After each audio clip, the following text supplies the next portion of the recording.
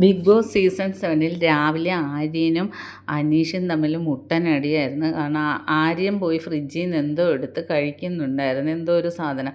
അപ്പോൾ അനീഷ് പറഞ്ഞു, ക്യാപ്റ്റൻ ഇത് ശരിയല്ല, എല്ലാവർക്കും ഉള്ള സാധനം ഒറ്റക്കൊന്നും കഴിക്കാൻ അങ്ങനെ അനുവാദം കൊടുക്കരുതെന്ന് പറയുന്നു. അപ്പോൾ ആര്യൻ പറഞ്ഞ്, ഇതെൻ്റെ സാധനമാണ്, നിൻ്റെ വീട്ടിൽ നിന്ന് കൊണ്ടുവന്നതല്ല എന്ന് മോശമായി പറഞ്ഞ്.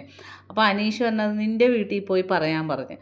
ഉടനെ ആര്യൻ വളരെ മോശമായ ഒരു വാക്ക് പറഞ്ഞിട്ട് അനീഷിൻ്റെ അച്ഛനെ പോയി സ്മരിക്കാൻ പറഞ്ഞു.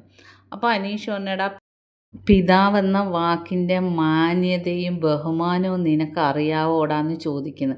അപ്പോൾ വീട്ടിലുള്ളവരെല്ലാവരും പറയുന്നു ഇതിന് തുടക്കമിട്ടത് ആര്യനാണ്. അപ്പം നൂറ എടുത്തു പറയുന്നതുകൊണ്ട് ആര്യൻ ആ വിളിച്ച വാക്ക് വളരെ മോശമായി പോയി, ആര്യൻ വിളിച്ചതാണെന്ന് പറയുന്നു.